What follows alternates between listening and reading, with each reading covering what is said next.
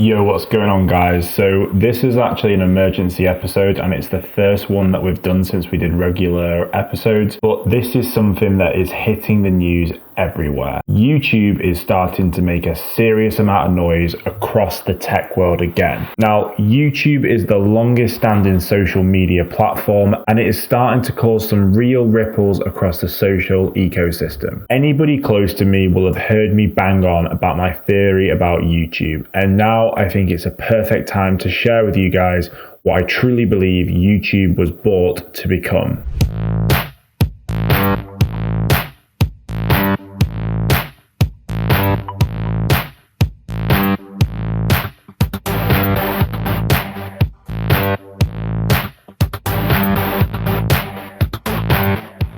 Remember guys, if you're enjoying our content, please hit that subscribe and tap the like. You know how much it matters. So here we go. Is it possible to combine the world's greatest search engine with one of the most, if not the most valuable content libraries in the whole entire web and make a hybrid social engine? Well, in my opinion, absolutely. And I'm going to tell you exactly why, and I'm going to tell you exactly why Google bought YouTube back in 2016. First, let's just look at the evolution of search. Now, I remember when I was studying for my exams, my parents would always say, "Oh, you don't know how lucky you are. When I was studying for my exams, we used to have to get a textbook and look everything up. You guys just Google it now." I mean, how many of us have heard that before? It was a boomer problem that was never really a thing for us millennials, and I'm pretty sure for most of the people watching this video, you never really experienced the ball ache of having to go and find a textbook or even walking into a local library. For me, much like other millennials,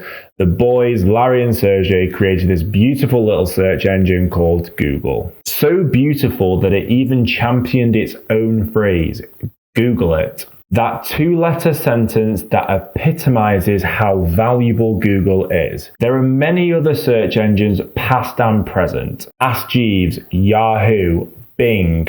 But when was the last time you ever heard anybody say, just Bing it?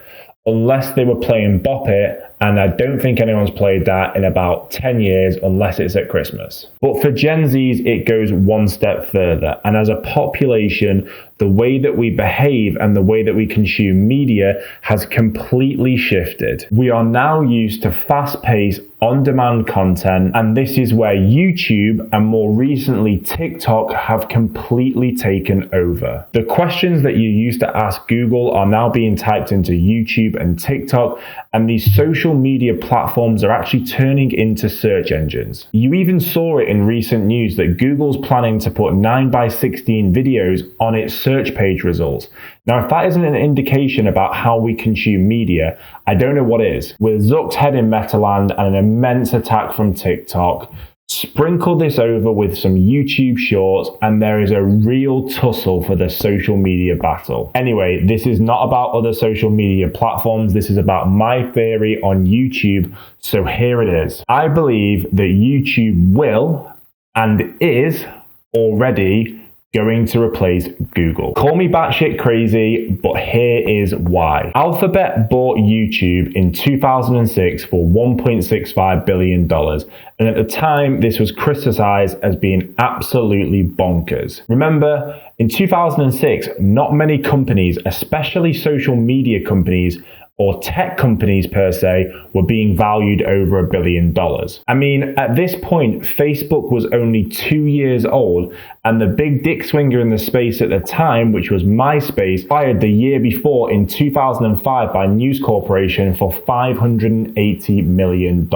Actually, on that note, at the time that Google bought YouTube, for $1.65 billion, nearly 3 times the valuation of MySpace, MySpace was actually the most visited website on the web, surpassing Google and Yahoo. It is now widely understood that if YouTube was a standalone company, it would be worth in the hundreds of billions, if not close to $1 trillion, which is now why it's looked upon as being one of the greatest acquisitions of all time, sitting alongside things like Instagram and WhatsApp.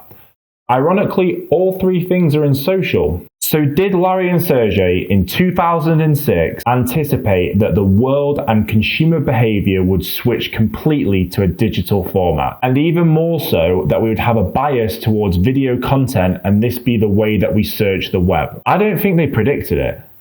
I think they forced it. I think these great minds saw that social media was about to completely change the world, and all they had to do was leverage their existing search engine Google to help accelerate this growth and sit back and wait for the perfect moment. For nearly the last 20 years, YouTube has been stockpiling content, one of the most difficult things to build as you're creating a sticky social media platform. I have just seen statistics that in February 2020, around about 30,000 hours worth of content was uploaded every hour on YouTube. 30,000 hours every hour.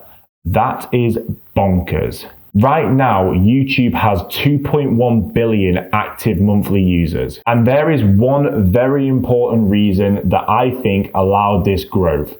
Well, there's quite a few reasons, but I'm just going to pinpoint this one. You could browse YouTube without having a profile. There are zero barriers to entry when looking through YouTube. And I believe this is fundamental to its success. Everybody, and I mean everybody, is fully versed in how to use YouTube and how to navigate it. Combined with Google's beautiful algorithms, it has allowed the consumer to become fully adaptive and understand how YouTube works. And here is the hook. YouTube this last week has announced its new feature, Handles.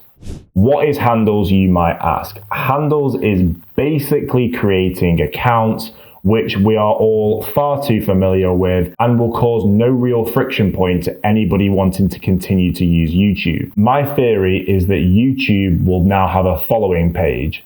These will be like the people that you subscribe to. Alongside this, YouTube will also have its algorithmically charged page, which is powered by Google, one of the greatest algorithms of all time. This is kind of like a For You page. Is this starting to sound a little bit familiar?